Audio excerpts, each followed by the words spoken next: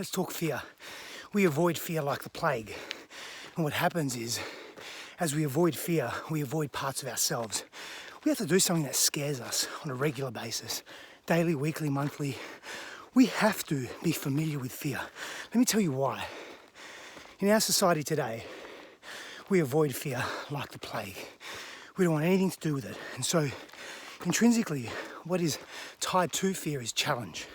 We are facing some pretty big challenges as individuals, as a collective society, as an earth, as a globe, a global community.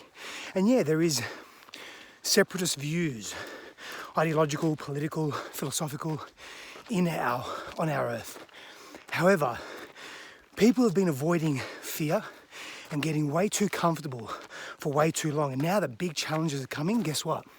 We're unable to deal with them because our habit, our neurological conditioning and programming, our behavioural, this is bloody steep, our behaviour, I sound so Australian then, our behavioural, emotional, spiritual conditioning is to avoid fear, is to move into the comfort, into the luxuries of life.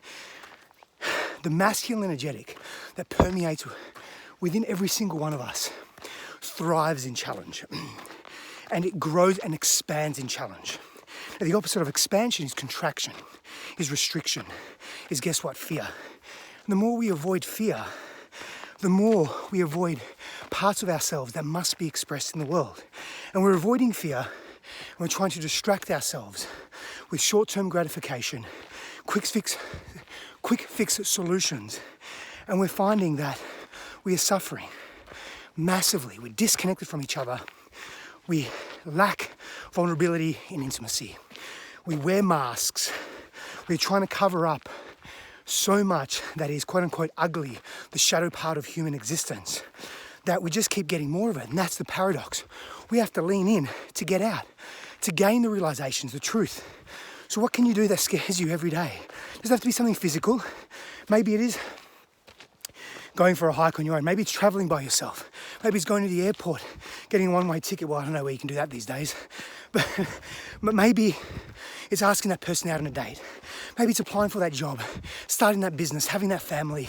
Whatever it is for you, what can you do? And it can be a micro fear that you address every day or on a daily basis. It could be writing that book that you want to write. Just write a page a day, because that's scary to express yourself. Maybe it's moving to another town or city. Maybe it's telling your father that you're really sad, that he wasn't with you and for you. He wasn't there for you when you were younger. Whatever it may be, we have to face our fears in order to feel whole, in order to stop being fractured and fragmented in our world. Because right now, we're dying not a slow death, but a fast death.